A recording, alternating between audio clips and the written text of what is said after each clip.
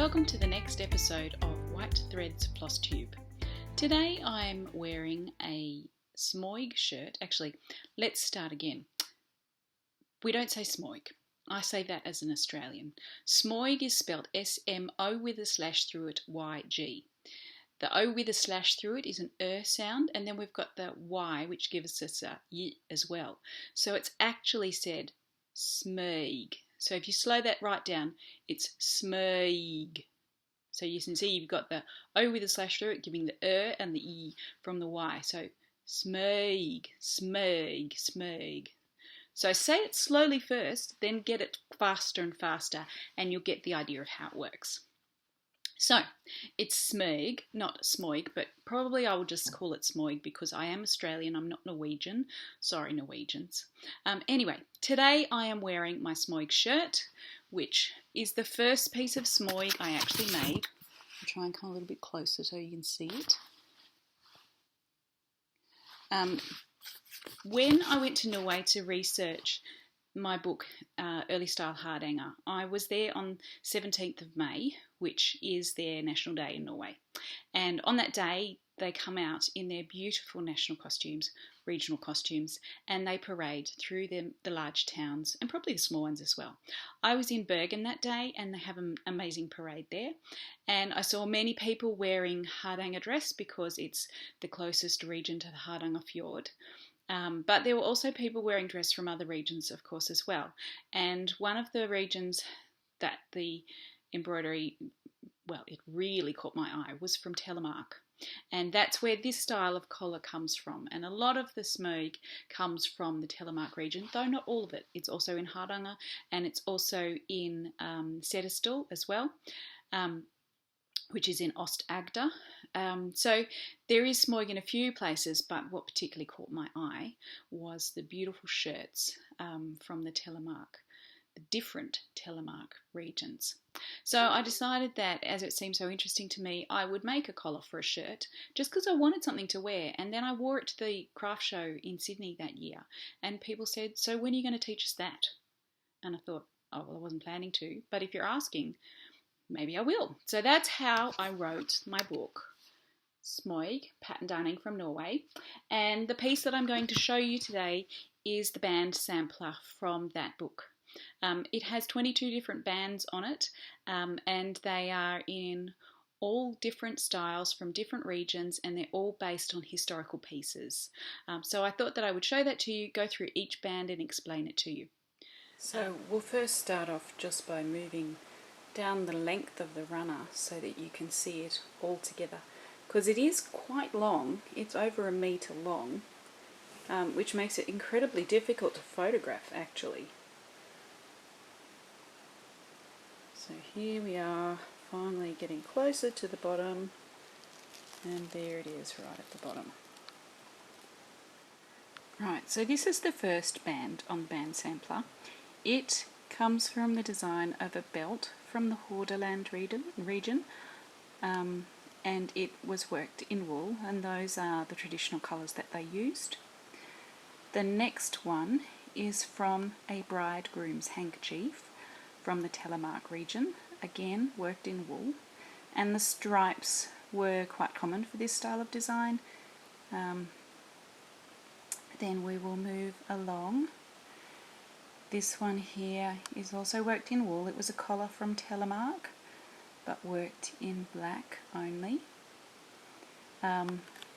Took me a while to find out what these motifs were. That's actually a boat.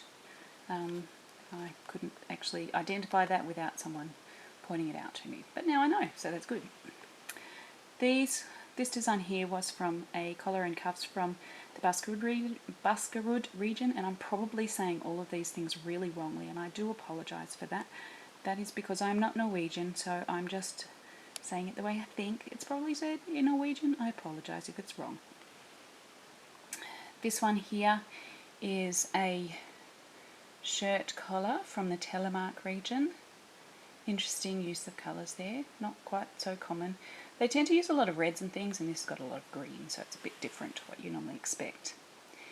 This one here is from the strap of a baby's cap from Setesdal region.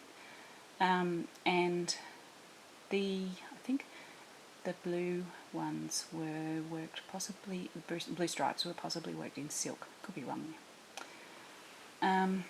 This band here is also from a baby's cap in the Setestal region. Interesting use of the very strong green. This one here is a shirt collar from the Hordaland region. It's worked in a flat silk. I would zoom in closer, but I don't know that my camera will do that very well. I'm using a camera rather than a video camera, and I don't know that it would refocus very nicely, so I'm sorry I can't come any closer. But it's a flat silk, which they sometimes use. Sometimes they use a twisted silk. This one's a flat silk. And often you'll see on these old collars that the black silk has faded to brown quite patchily, which creates an interesting effect.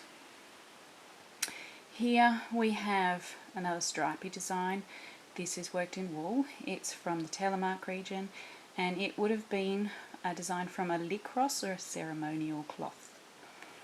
This one here, I'm just going to check this, sorry, so that I tell you the right thing.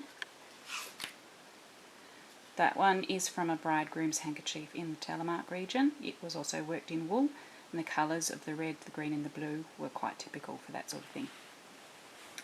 This one is a collar from the Telemark region. It is interesting in that it has some silk highlights. So these little S's along here are worked in silk, which if you see it in real life, it actually catches your eye quite nicely and looks really, really quite beautiful.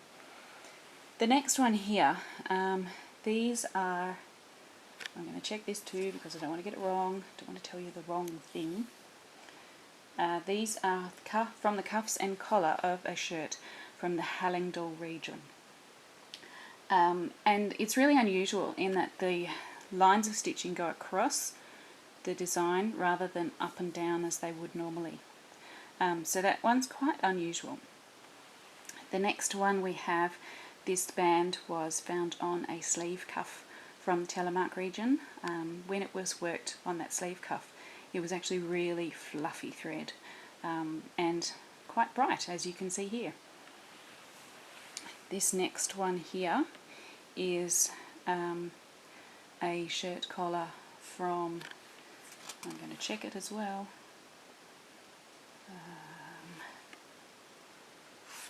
shirt collar from Telemark. It's done in wool. These are quite a common motif, and I can't off the top of my head remember what they are. I think it's a Valknut, which I could be totally wrong, and I'm probably saying it wrong anyway. This one here is a belt from the Hordaland region, and it used a light green with the red. The light green isn't showing very well on this camera at the moment, sorry about that. This next one here is from a, let me check, lycros, ceremonial cloth from the Telemark region. Actually, go back to that for a second. You can see that on the edges here that's got a border of a line of stitching. That's worked during the stitching as part of the stitching, and it's just a different way of finishing the edge than it often uses. This one here is a collar from the Telemark region. Again, really unusual colours. And here we have it's designed from a sleeve from the Telemark region. The stripes on this one were not at all evenly spaced, so you can see that they go wide, thin, thin, wide, wide, blah, blah, all over the place, and that's the way it was stitched.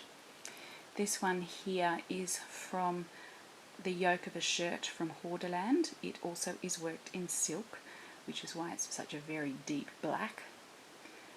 It was quite common for them to have narrow borders of this style of work, the Smøyg, the pattern darning, on shirts in Hordaland for their winter bunads. So the summer bunads would be the Hardanger shirts that you possibly will have been familiar with, but the winter bunad were different. They had a different shirt and often had Smøyg on it instead.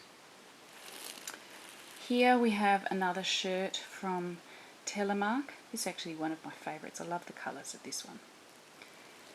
Down here we have a band from, it's a baby wrap from the Setestal region. And then this last band here was based on a shirt collar from Hordaland. That one's worked in silk as well.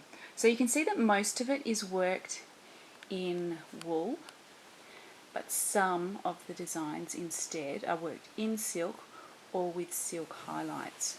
It just depends on the different regions, how they handled the colours and the threads that they used, the types of threads. So across the different regions there was a lot of variation. So one style, but so many different ways of using it. And there we are. So one of the things that I really enjoyed about making that design was that it's got so many different bands that if there's one that you don't particularly like, you will soon be finished with it and you can move on.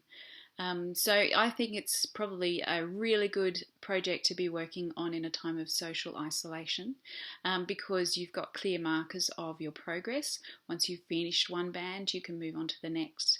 So I think it's pretty good for that idea. Also, all the bright colours are so lovely.